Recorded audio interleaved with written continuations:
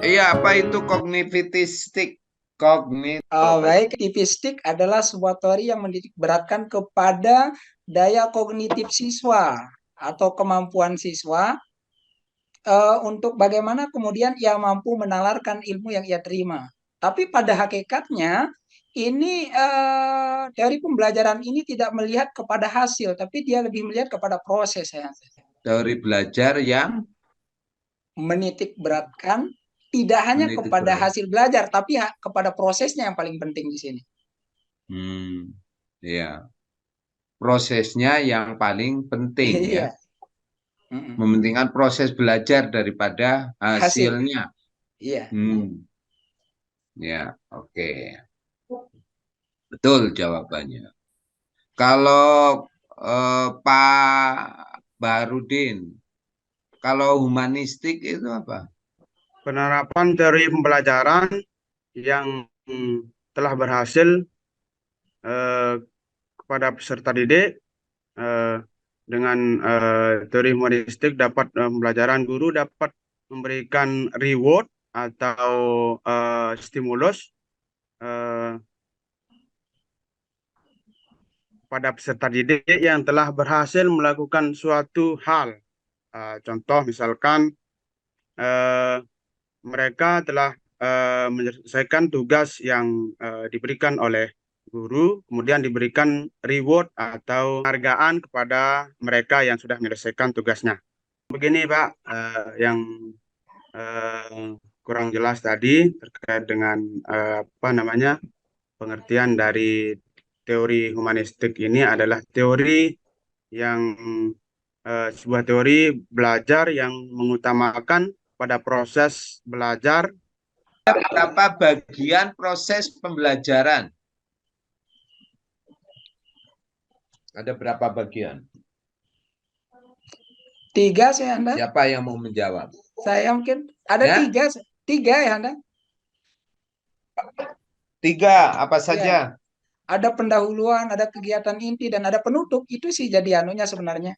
Jadi pokoknya dalam Oke, pembelajaran. ya, ya, ya, bagus. Itu. Di dalam langkah pendahuluan itu ada apa saja?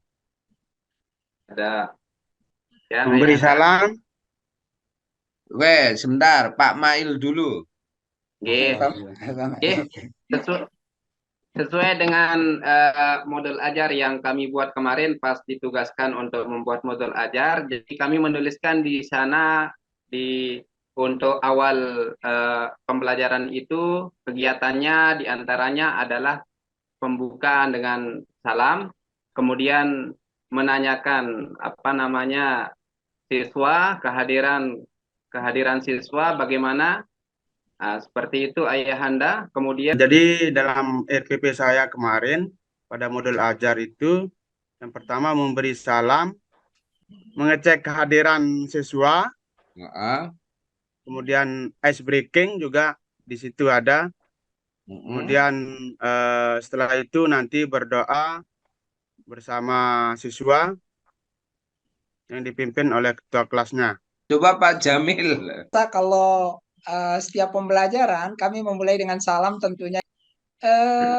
Apa namanya? Sebelum absensi masuk, kami menyuruh mereka berdoa yang dipimpin oleh ketua kelas tentunya. Setelah itu baru kami apa namanya? Setelah berdoa, baru mereka kita tanyakan kabarnya, bagaimana keadaan siswa hari ini, apakah kalian tetap sehat-sehat saja? Lalu mereka tentunya menjawab gitu.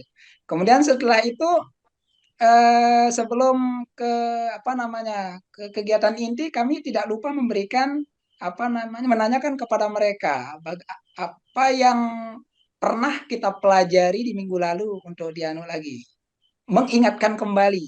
Kemudian sebelum masuk juga kami juga terkadang memberikan ice breaking ayahanda mungkin dengan tepuk tangankah agar ketika masuk ke kegiatan inti mereka lebih bersemangat. Dan satu lagi, sebelum masuk di kegiatan inti, kami juga sering memberikan pertanyaan-pertanyaan yang sifatnya pemantik. Nah, itu ya saja saya, Anda. Gitu. Iya, Ya, Anda paling lengkap sih, tetapi tidak menyampaikan tujuan pembelajaran. Kenapa tidak ada pretest? Kenapa iya. tidak ada? Oh iya. Selama ini kalian mengajar itu siswa itu tidak dikasih tahu apa tujuan pembelajarannya ya. Ini mau ngapain ya? Kayak orang kecelakaan. Nggak Oh ada iya. apa. Nggak tahu arah. Duduk terus gitu. Udah tahu arah, benar Ya. Lucu ya. Oh iya. Lucu Ayahanda. Langkah-langkah dalam pendahuluan itu satu, ya doa, tetek bengek itu Iya. iya. Tapi yang penting, karena besok maaf dinilai bapak-bapak. Oh iya. Iya, ini tolong diperhatikan. Satu itu persepsi. Iya. Pak Mail ingat nggak apa itu persepsi? Persepsi itu Ayahanda berupa mengaitkan pembelajaran yang sebelumnya dengan pembelajaran yang kita akan lakukan siswa. Kita menanyakan kepada siswa terkait dengan pembelajaran yang sudah kita lakukan dengan yang kita akan lakukan saat ini. Oke, Pak. Kira-kira apa, untuk Pak? membawa tujuan pembelajarannya artinya mengaitkan apa yang telah diketahui atau dialami dengan apa yang akan dipelajari.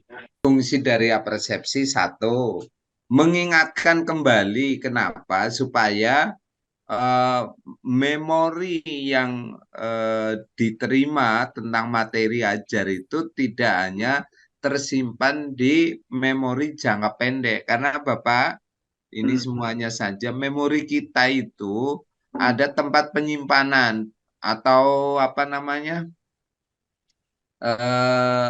folder ya. Nah, folder itu ada jangka pendek, jangka menengah, jangka panjang. Ini bacaan Fatihah, bacaan surat-surat pendek, itu rata-rata tersimpan di long memory. Sehingga kita itu karena sudah hafal, orang yang sudah hafal itu tersimpan di long memory. Nah, materi yang diajarkan ini biasanya hanya tersimpan di short memory sehingga lupa. Maka diingatkan kembali agar dia paling tidak di long memory sih tidak, tapi di middle memory. Jadi di memori yang tengah-tengah. Itu satu fungsinya. Kedua ya tadi fungsi dari apresiasi untuk menghubungkan antara materi yang sudah diajarkan dengan materi yang akan diajarkan. Menyampaikan tujuan pembelajaran. Tujuan pembelajaran itu supaya siswa itu tidak apa namanya ya, supaya siswa tahu apa yang harus dan akan dilakukan pada saat itu saya. Ya. Mereka tahu apa yang akan mereka pelajari gitu. Boleh. Gitu. Ya, jadi fungsi dari penyampaian tujuan pembelajaran adalah siswa mengetahui apa yang hendak dicapai dari proses belajar itu. Tes itu artinya untuk mengetahui kemampuan dasar daripada peserta didik. Bagaimana kemampuannya, supaya kita mengetahui kemampuan dasarnya, apakah mereka ini bisa membaca Al-Quran atau tidak, atau menjawab atau tidak dengan maka perlu adanya pretest itu gitu. Maksudnya pengetahuan dasar tentang apa? Tentang materi yang kita akan ajarkan, Ayahanda. Oke, iya. Itu kepentingannya buat guru apa buat siswa? Pertama buat guru. Artinya tatkala kita mengetahui kemampuan siswa kita seperti itu, kita tidak mungkin akan mengajarkan sesuatu yang lewat daripada yang belum diketahuinya, Ayahanda. Oke, ya. Jadi fungsi dari pretest itu adalah untuk mengetahui seberapa jauh. Ini kepentingannya guru, bukan kepentingan siswa. Karena itu akan menentukan langkah, metode apa yang akan digunakan, perlakuan apa yang kepada siswa yang sudah bisa, yang setengah bisa, atau yang belum bisa sama sekali. Ini kan perlakuannya berbeda-beda. Itu begitu. Itu jadi ini kepentingannya bukan buat siswa, tapi buat guru. Nah, setelah pretest, baru menyampaikan langkah-langkah pembelajaran hari itu. أعوذ بالله من الشيطان الرجيم بسم الله الرحمن الرحيم والمحصنات من النساء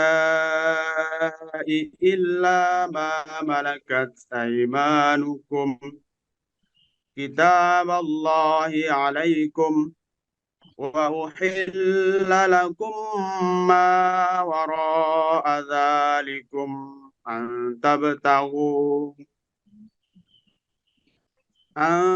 تبتغوا بأموالكم محسنين غير مسافحين فما استمتعتم به منهن فآتوهن أجورهن فريضة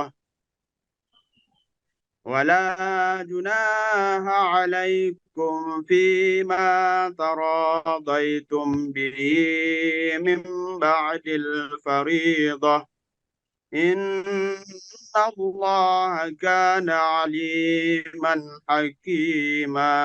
أعوذ بالله من الشيطان الرجيم. بسم الله الرحمن الرحيم. يريد الله ليبين لكم ويهديكم سنن الذين من قبلكم ويتوب عليكم والله عليم حكيم. والله يريد أن يتوب عليكم ويريد الذين يتبعون الشهوات أن تميلوا ميلا عظيما. أعوذ بالله من الشيطان الرجيم. Sampai ayat 30 ya. بسم الله الرحمن الرحيم. يريد الله أن يخفف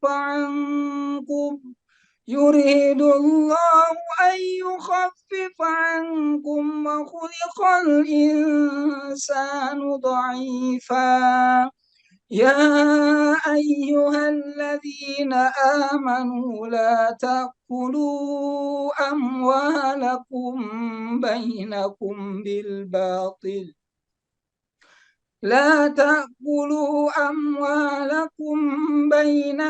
بالباطل إلا أن تكون تجارة عن تراض منكم ولا تقتلوا أنفسكم إن الله كان بكم رحيما.